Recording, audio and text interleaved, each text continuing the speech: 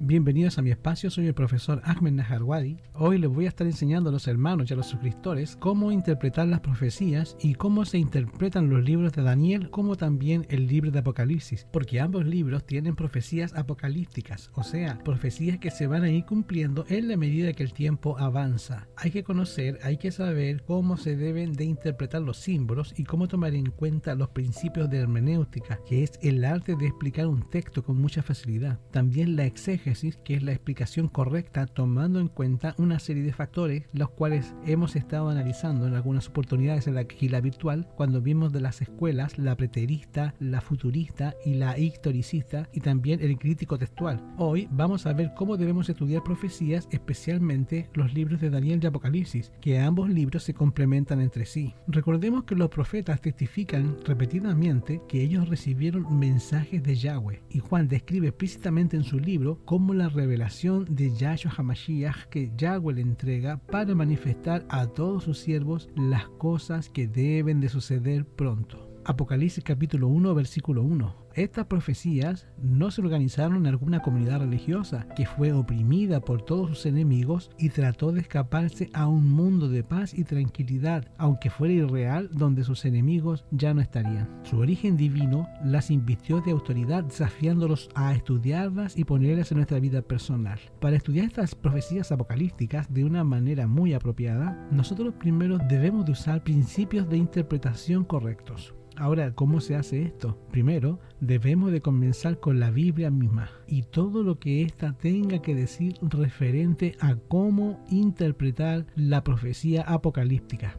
Afortunadamente, el texto bíblico provee valiosos principios que nos estarán guiando hacia una interpretación y reduciendo así también el peligro de la especulación humana. Algunos de los principios más importantes de interpretación son los siguientes. Primero, para entender profecía, primero, tener comunión con Yahweh. Aunque esto puede sonar más como una preparación espiritual personal que como un principio de interpretación, es un elemento muy indispensable para una comprensión adecuada de la profecía apocalíptica. Por ejemplo, cuando Nabucodonosor en Daniel 2 olvidó su sueño, Daniel y sus compañeros oraron a Yahweh y revelaron el sueño a Daniel y a sus compañeros y dieron su interpretación también, según Daniel capítulo 2 versículos 18 y 19. Cuando Daniel se ve confundido por la profecía de los 2300 días o 2300 tardes y mañanas, Daniel estudiaba las escrituras y orando y pidiendo iluminación, y dice en Daniel 9:23, y dice que viene un malajo, un ángel, y le dice: al principio de tus ruegos fue dada la orden y yo he venido para enseñarte. O sea, ¿cuánto se demoró lo que tardaba en orar? La comunión con Yahweh a través de la oración y el estudio de la escritura es indispensable, porque solo aquel que nos dio la profecía puede darnos la interpretación correcta. Por eso nosotros debemos de esforzarnos para entender las cosas espirituales, como dice el apóstol Pablo, acomodando lo espiritual a lo espiritual. 1 Corintios 2:13. Pero esto requiere que entremos en un contacto profundo con la fuente de la sabiduría divina. Y el versículo 14 de 1 Corintios capítulo 2, el apóstol Pablo dice: pero el hombre carnal o el hombre natural no percibe las cosas que son del espíritu de Yahweh, porque para él son locura, y no las puede comprender porque sean de discernir espiritualmente.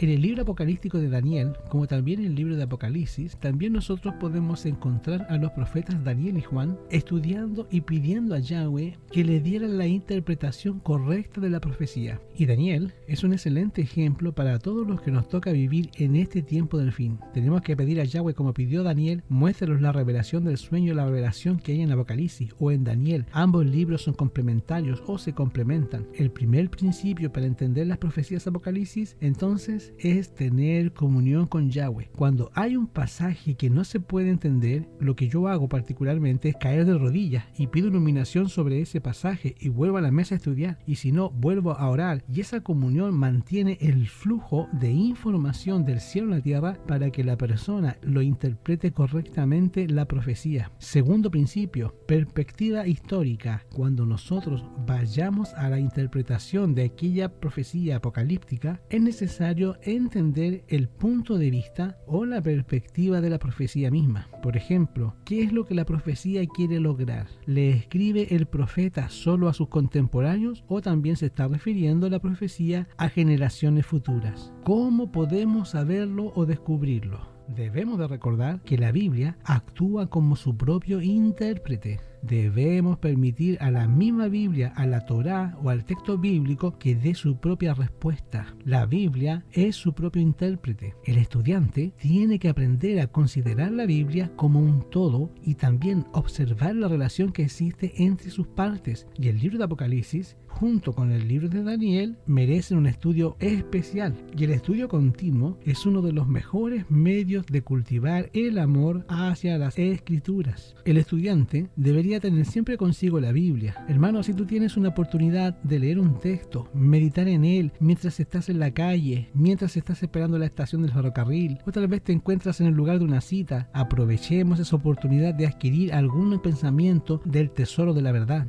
Este principio de que la Biblia actúa como su propio intérprete nos lleva a pensar o a concluir que la Biblia se explica a sí misma. El profeta Daniel en ocasiones quedaba muy confundido después que recibía una visión, y mientras tenía esa visión y mientras era incapaz de entenderla, Daniel 8.5 por ejemplo y Daniel 8.27, en vez de Daniel estar especulando acerca de su significado, él pide ayuda al ángel intérprete, y él viene a proveer y para nosotros la manera correcta de cómo se debe de leer esas profecías. Daniel 7.16, el ángel le reveló que ellas contenían el plan de Yahweh hasta el viejo profeta, hasta el tiempo del fin. Si usted quiere, lea Daniel 2 o Daniel capítulo 7. Al comienzo de la interpretación, el profeta le dice al rey: tú eres aquella cabeza de oro, Daniel 2.38, y al final añade: y en los días de estos reyes, el Elohim del cielo va a levantar un reino que no será jamás destruido, ni tampoco será el reino de otro pueblo. En el versículo 44, este mismo patrón nosotros lo podemos encontrar en Daniel capítulo 7, que dice: estas 4 grandes bestias son 4 reyes que se levantarán de la tierra. Después recibirán el reino los santos del Altísimo, y poseerán el reino hasta el siglo, eternamente y para siempre. Daniel capítulo 7, 17 y verso 18.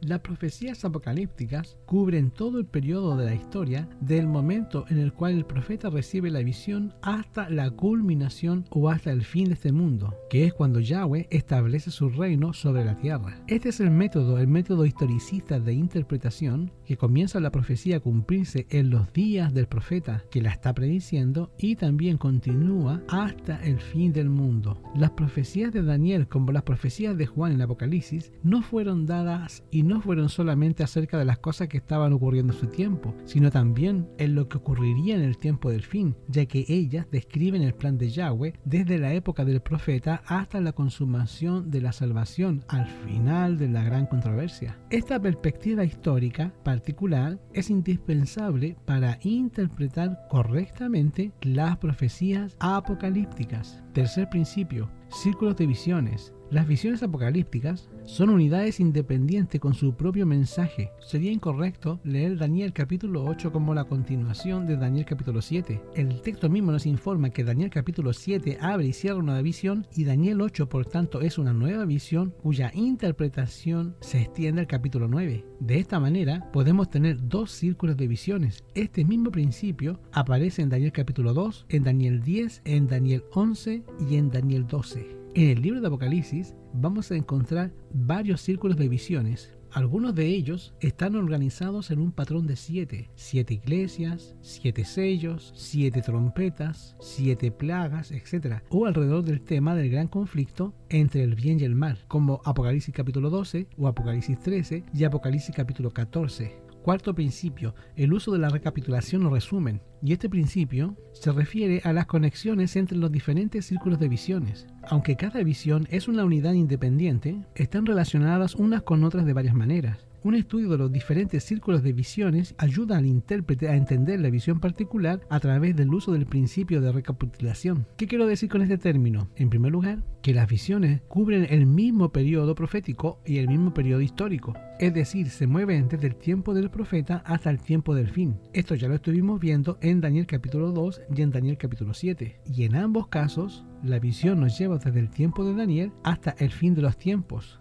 bajo el simbolismo de 4 reinos seguidos por el reino de Yahweh. Tenemos en esos capítulos 2 relatos que son paralelos. y estamos hablando del mismo periodo histórico. En segundo lugar, a través de la recapitulación, el relato paralelo añade nueva información no contenida en el primer círculo de visiones de Daniel capítulo 2. Daniel capítulo 7 tiene un simbolismo más rico respecto a la cuarta bestia y al cuerno pequeño. Cuando comparamos las diferentes visiones y estudiamos y analizamos los paralelismos, nosotros podemos entender un cuadro mucho más completo que el plan de Yahweh para la raza humana. En tercer lugar, con frecuencia los círculos de visiones proveen una perspectiva diferente del mismo periodo histórico. Por ejemplo, el mensaje a las 7 iglesias nos revela el interés de Yahweh por su pueblo a través de la historia de la Kehilá, Apocalipsis capítulo 2 y Apocalipsis capítulo 3. Pero las 7 shofar, las 7 trompetas, nos están describiendo los juicios históricos sobre la humanidad pecadora. Y ambos abarcan desde el principio de la era en seguidores de Mashiach hasta el tiempo del fin.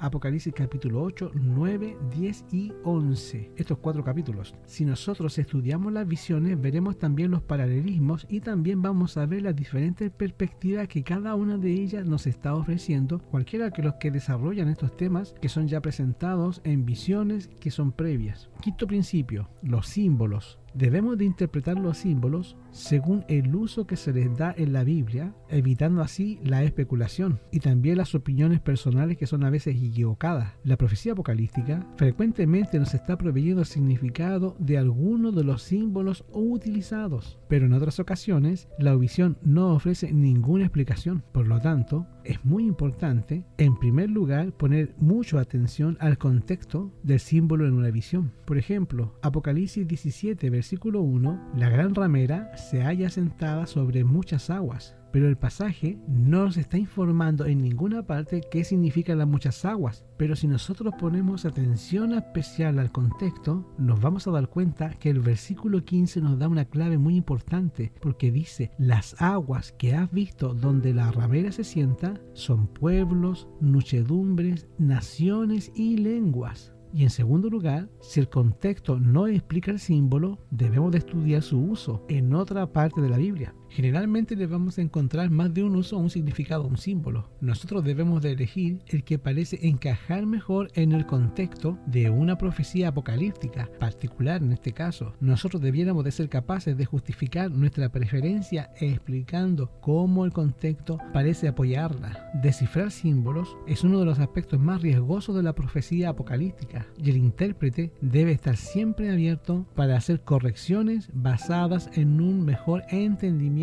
del símbolo. Sexto principio, analizar el cumplimiento histórico. Primera pregunta, ¿cómo podemos identificar el cumplimiento histórico de una profecía apocalíptica? Primero, debemos de tener en mente que la profecía apocalíptica nos ofrece un bosquejo general de los planes de Yahweh para la raza humana, y no es un mapa detallado de todos los eventos finales que tienen que suceder. La interpretación que el ángel le da al profeta Daniel nos está ofreciendo una guía excelente al buscar el cumplimiento de aquellas secciones de la profecía en las cuales la escritura no provee claramente un significado. La Biblia misma interpreta los 4 imperios de Daniel 2 y Daniel 7, y esto nos está dando el fundamento el cual va a servir para identificar el cuarto reino, su división subsecuente y también la imagen del cuerno pequeño. ¿Por qué estoy mencionando mucho a Daniel? Porque lo que dije al principio, Daniel y Apocalipsis son complementarios. Muchas profecías de Daniel aparecen en Apocalipsis y por eso se requiere el asunto del estudio de los 2 libros. Nosotros debemos de tener en mente que la historia de la interpretación de la profecía apocalíptica revela que solamente su cumplimiento nos ha ayudado a entenderlas mucho mejor. Después de que una profecía se cumplía, comenzaban a surgir una interpretación más unificada. Por lo tanto, nosotros debemos de ser muy cuidadosos al interpretar las profecías bíblicas y cuyo cumplimiento está todavía en el futuro. Es por esta razón que yo me estoy tomando suficiente tiempo para enseñar a los hermanos de la Kehilá y a los suscriptores del canal cómo se deben de interpretar los libros de Apocalipsis como Daniel y Apocalipsis, para que no caigamos en el error de poner fechas para el zarandeo, poner fechas para el tiempo del sellamiento, fechas para el tiempo de la lluvia tardía, poner fechas para fuerte pregón. Nadie va a saber cuándo la gracia se va a terminar. Nadie sabe cuándo Yahshua termina su obra de intercesión en el lugar santísimo de los Shamaín. Esto es una prerrogativa del Padre, más nadie sabe. El mundo va a seguir igual. ¿Y cómo lo sabemos? ¿Y cómo nos daremos cuenta que la gracia se va a terminar? Cuando las 7 plagas comiencen a caer. ¿Y quién sabe qué día es, qué mes, qué año es? Nadie sabe. Sabemos que va a ser pronto, pero nadie puede poner una fecha. Séptimo principio, el principio del día por año. Las profecías apocalípticas con frecuencia están incluyendo periodos proféticos específicos. En algunos casos la palabra día en la Biblia está representando un año, como el Antiguo Testamento usa la palabra día como una expresión que es equivalente a año. Y esto lo está haciendo más de 850 veces. O el Antiguo Testamento usa la palabra día como una expresión que equivale a un año, más de 850 veces. Mira, te voy a dar un par de ejemplos. Samuel capítulo 27, versículo 7. Y fue el número de los días de David que habitó en la tierra de los filisteos 4 meses y algunos días. La versión Reina Valera 1960 dice: fue el número de los días que David habitó la tierra de los filisteos, de los palestinos, 1 año y 4 meses. ¿Qué pasó ahí? ¿Saben cómo dice el texto original en hebreo? La frase 4 meses, 1 año, 4 meses. El original dice, en vez de decir 1 año, 4 meses, dice días y 4 meses. Días y 4 meses. ¿Ven? Vamos ahora al capítulo 29, versículo 3. Según de Samuel 29:3 dice: y dijeron los príncipes de los filisteos: ¿qué hacen aquí estos hebreos? Y Aquis respondió a los príncipes de los filisteos: ¿no es este David, el siervo de Saúl, rey de Israel, que ha estado conmigo? Escuchen bien, por días y años. ¿Saben ustedes cómo es que dice en hebreo, la traducción en hebreo, la frase por días y años significa 1 año o 2? Repito, la frase, la traducción de 1 Samuel 29:3 que dice por días y años, en la traducción del hebreo es estos días o estos años, significando 1 año o 2. O sea, Samuel está interpretando como hebreo, como yahudí, la palabra día como si fueran años. Y de esto hay 850 casos en la escritura donde se ocupa la palabra día como si fueran años.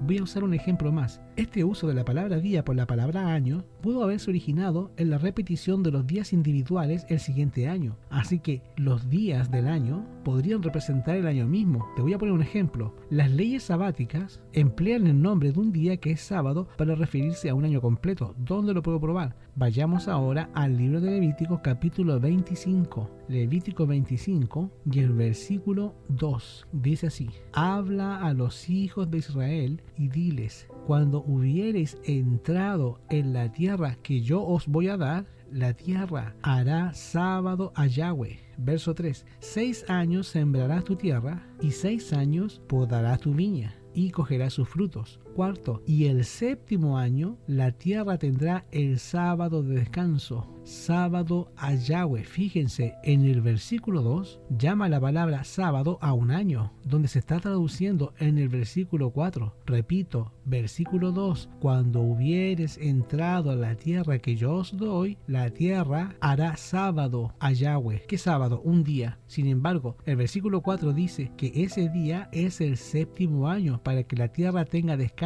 Ven cómo la Biblia empieza a aplicar la palabra día en muchos casos para expresar año, un año completo. Vamos a tomar en cuenta las leyes antiguas, por ejemplo la ley del jubileo. Levíticos 25, vamos al versículo 8. Dice: y te has de contar 7 semanas de año. Dice 7 semanas de año, 7 veces 7 años, de modo que los días de las 7 semanas de año vendrán a ser 49 años. ¿Y por qué no dice 49 días? Porque en la mentalidad hebrea la palabra día muchas veces significa años, no en todos los casos, pero muchas veces cuando decía la tierra va a tener un sábado de descanso, el judío estaba entendiendo no un día de 24 horas, sino un año, como te lo leí en el capítulo 25, los primeros 4 versículos. Ahora en el jubileo, fíjense que dicen 7 semanas de año. Un año no tiene 7 semanas. Entonces la traducción correcta es 7 por 7, 9 años. A los 50 años venía el jubileo, el perdón de la deuda. Por eso la misma idea aparece en las profecías de juicio del libro de Números 14:34, cuando dice: conforme al número de los días de los 40 días en que reconocisteis la tierra,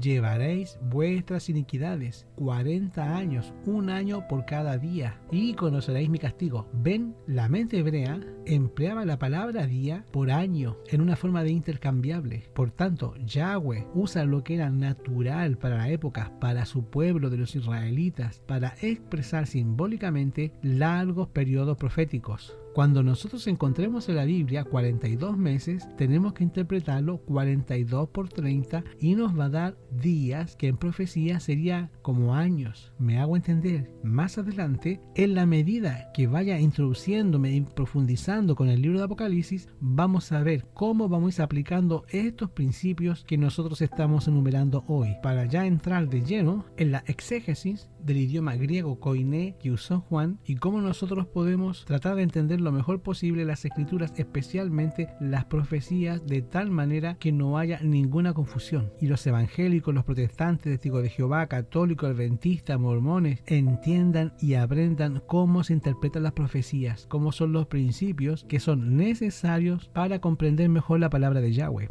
Octavo y último principio. Juan 5:39 dice: escudriñáis las escrituras, así está en el original, vosotros escudriñáis las escrituras, porque a vosotros os parece que en ellas tenéis la vida eterna, y ellas son las que dan testimonio de mí. Yahshua es el centro de la Biblia, porque todas las profecías se enfocan en su persona, en su sacrificio, en su ministerio actual, en el santuario celestial que está oficiando en nuestro favor. El libro de Apocalipsis está describiendo a Yahshua como el sumo sacerdote, que está obrando en favor de su quejilá en el libro de Apocalipsis capítulo 1 versículo 13, al Cordero de Yahweh en Apocalipsis 5:6 y al mediador en los lugares santos y santísimos en Apocalipsis 8:3 y 4 y Apocalipsis 11:19. También es el Hijo que venció al dragón, el Salvador de su pueblo, que ganó la victoria sobre la serpiente. Apocalipsis capítulo 12 del 4 al 6 y 10 y versículo 11. También es el Cordero inmolado desde la creación del mundo en Apocalipsis 13:8 y aquel que está en pie sobre el monte de Sión y protege su pueblo. Apocalipsis capítulo 14 versículo 1. Yahshua es el Rey de Reyes que vence y castiga a todos sus enemigos en el tiempo del fin. Apocalipsis desde el capítulo 15 hasta el capítulo 19. Y el divino guerrero de Apocalipsis 19 del 11 hasta Apocalipsis 20:15. Juan lo vio. También lo vio en un mundo completamente restaurado a la perfecta armonía con Yahweh en Apocalipsis 22 del 3 al 5. Por esta razón, hermanos, los libros de Daniel, los libros de Apocalipsis se concentran en Yahshua como el Adón exaltado que intercede por cada uno de nosotros en los Shamaín en el cielo. En el momento que él termine esa obra, la guerra, el conflicto final va a terminar. Es ese momento glorioso cuando las profecías apocalípticas anticipan con gran anhelo y gozo. Voy a repetir los 8 principios para entender correctamente las profecías. Principio número 1. Comunión con Yahweh. Cuando no entendamos un texto, volvamos a orar y sigamos orando hasta que entendamos el texto. Segundo punto, tomar en cuenta la historia, el punto de vista histórico de la profecía. Punto 3. Estudiar las visiones en forma independiente. Cuarto, uso de resumen, o sea, las visiones cubren el mismo periodo histórico, es decir, del momento en que se cumplen en los días de ese profeta hasta el final de los tiempos. Quinto principio, saber interpretar los símbolos, como pidiéndole a Yahshua que enseñó los símbolos, que revele los símbolos, su significado. Sexto, si eso que está escrito, ¿cuándo se aplica? Tomar en cuenta su cumplimiento histórico. 7. Tomar en cuenta el principio de día por año en las profecías apocalípticas. Y número 8, que Yahshua sea el centro del estudio de la profecía. Voy a estar grabando más audios de teología, de enseñanzas teológicas, para que los hermanos puedan crecer espiritualmente. Hermanos, si tú deseas estar con los hermanos de la Quejilá, participando en vivo de lo que es los estudios, los directos que realizamos todos los sábados, aquí abajo se encuentra la dirección de la Quejilá virtual, el usuario mío, para que tú te puedas agregar y podamos estar estudiando, tú puedas formular preguntas. También recuerda que se encuentra el WhatsApp de la Quejilá, en el cual tú me puedes agregar, me puedes whatsappear y mandar tus preguntas. Que Yahweh te bendiga, que Yahweh te dé shalom.